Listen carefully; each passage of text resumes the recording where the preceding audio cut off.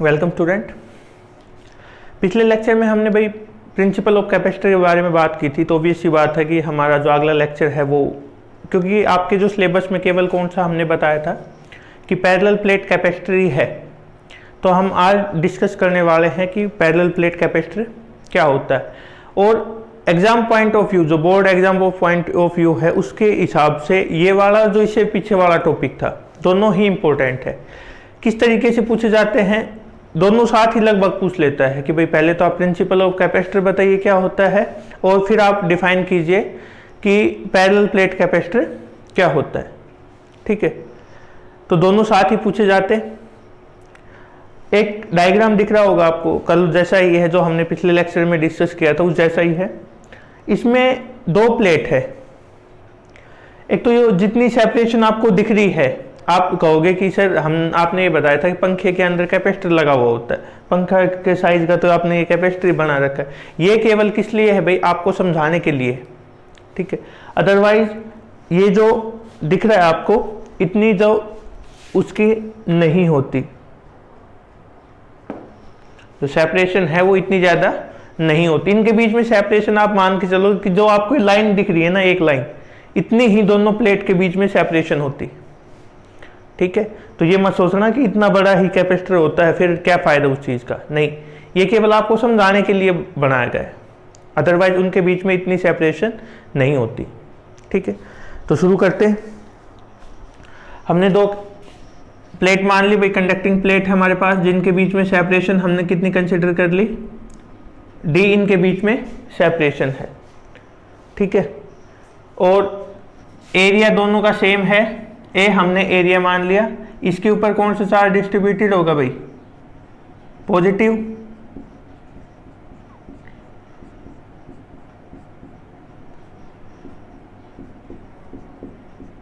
इस साइड कौन सा आ गया, नेगेटिव। ठीक है, कर सकते हो यहां तक।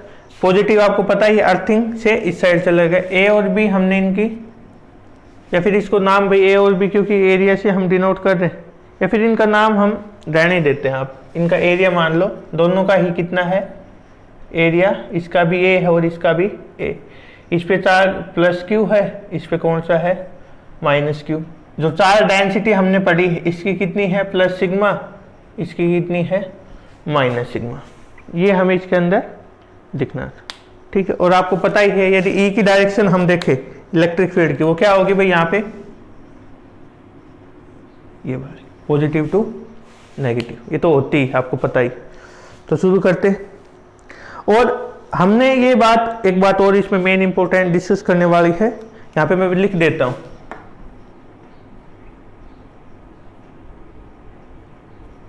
कि यहाँ पे इन दोनों प्लेट के बीच में जो मीडियम है वो डाइइलेक्ट्रिक मीडियम ले रखे, या तो कोई पेपर मान लो, या फिर हमने एयर मान रखी कि किस में हम सोल्व कर रहे हैं, एयर के अंदर। इनके बीच में और कुछ नहीं है, क्योंकि ये हम चीज क्यों अलग से बता रहे हैं, क्योंकि आगे आने वाले जो टॉपिक है उसमें हम यही केस, जिसके इसके अंदर एक तो डाइइलेक्ट्रिक स्लैब, एक कंडक्टिंग स्लैब लगा के तब हम सोल्व करेंगे, जिससे हम एक बात स्टडी करेंगे कि यदि हम कोई और स्लैब इंसर्ट करते हैं उस टाइम पे कैपेसिटर के ऊपर क्या इफेक्ट होता है, वो भी एक अलग से फिनोमिना है। तो इसलिए हमने ये स्पेसिफाई किया है कि हम ये एयर के अंदर बात कर रहे हैं।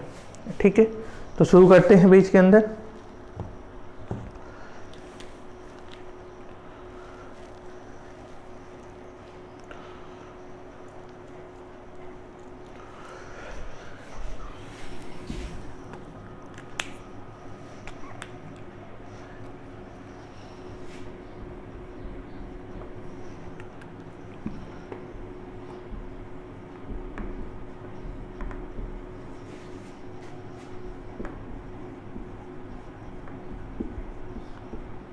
Two parallel plate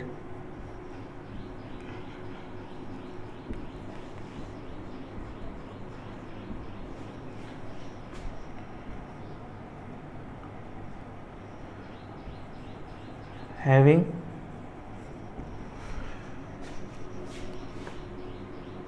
area A and separated by A distance d। अब यदि हम इसमें देखें एक चीज़ और जो मैंने आपको अभी बताई थी,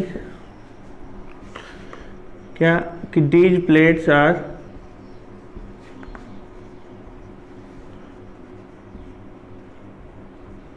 separated by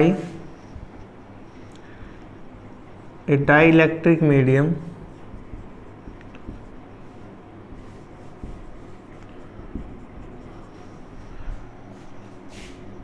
like एयर और पेपर या कोई भी हमने, ठीक है भाई, शुरू में हमें ये चीज़ बताई जाती। उसके बाद हमने क्या किया भाई कि यहाँ पे आप ये बता देना भाई यदि कि ये नाम नहीं, ये एरिया के हमने लिख रखी, ठीक है। Plus Q and minus Q are the charge on two plate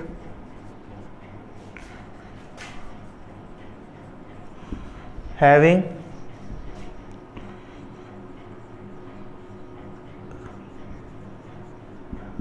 charge density plus sigma and minus sigma. कितनी है भाई डेंसिटी हमने लिख रखी है, अलग से बता रखी है आप, और कौन सी है आपको सिग्मा पता है ना, सरफेस चार्ज, या फिर हम आप लिख लो surface charge density.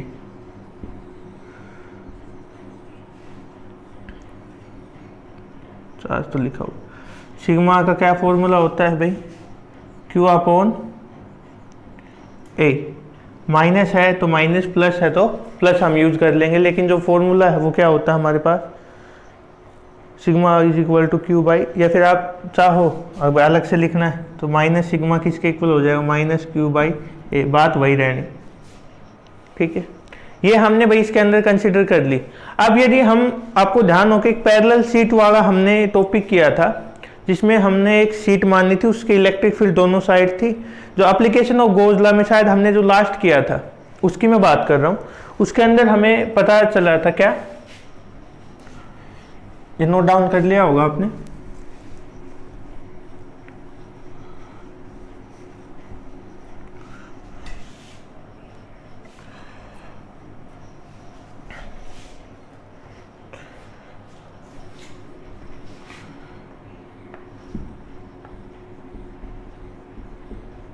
Electric field intensity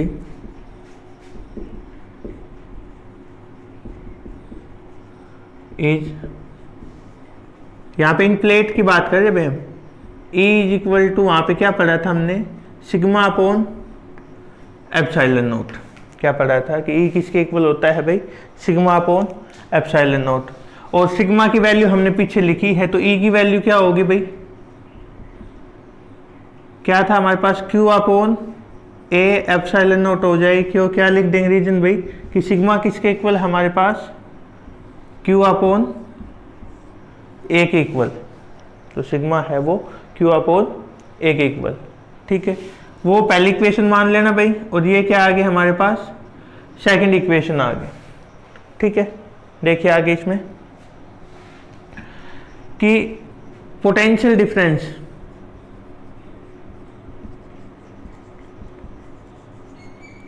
एक टॉपिक किया था भाई, इससे हम यदि आप देखोगे एक दो लेक्चर पहले, जिसमें हमने किसके बारे में बताया था,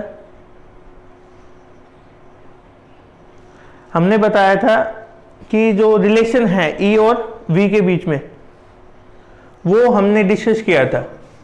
हालांकि वो तो क्या था, E is equal to d V by d r, अब आपको याद आया माइनस का साइन था, लेकिन ये कोई भी क्या है, डिस्टेंस है, तो पोटेंशियल यदि हम निकाले तो किसके इक्वल हो जाएगा, E इंटू डी आर के इक्वल हो जाएगा। मतलब उनके बीच में जो सेपरेशन है, कोई भी डिस्टेंस है, उसके बारे में हम बात कर रहे हैं। तो यहाँ पे हम देखें बिटवीन द प्लेट क्या होगा भाई, V is equal to E into D, और डी क्या है, इनकी सेपरेशन है। यूजिंग इक्वेशन 2 V की वैल्यू क्या हो जाएगी हमारे पास, Q A epsilon naught D। ये हमारे पास इक्वेशन नंबर 3 आ गई। बिल्कुल आसान है, कुछ नहीं, जो पहले आपने फॉर्मूले पढ़े थे वो साथ साथ आपको याद होने चाहिए, तो दिक्कत नहीं आएगी। ठीक है, अब हमें एक फॉर्मूला पता है। क्या फॉर्मूला पता है भाई, जो हमने इससे 2 लेक्चर पहले किया था, जो कैपेसिटर वाला था, कैपेसिटेंस के बारे में हमें पढ़ा था। क्या, we know that C is equal to Q by V। क्या होता है, C Q बाई V के इक्वल होता है। और हम देखें इसके अंदर कि यूजिंग इक्वेशन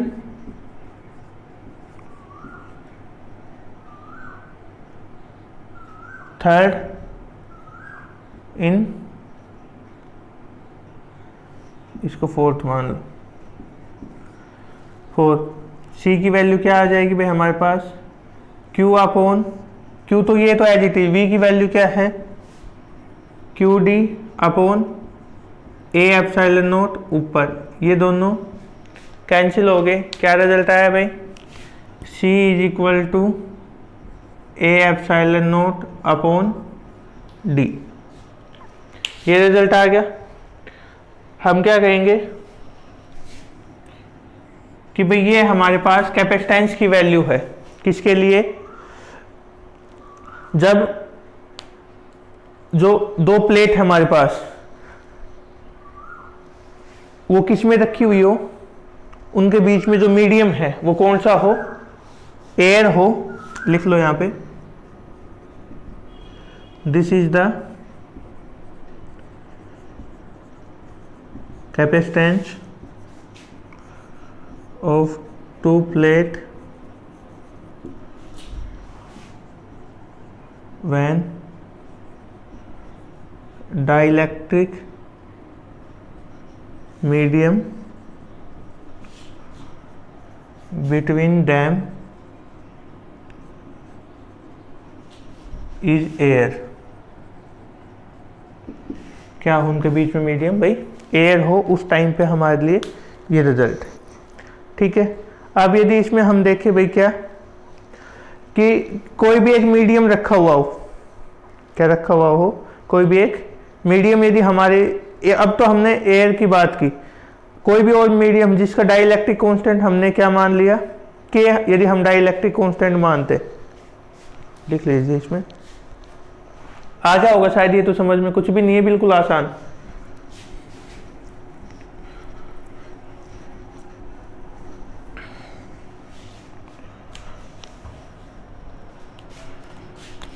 नोट डाल के लिख लीजिए आप इसमें, if we have any medium which have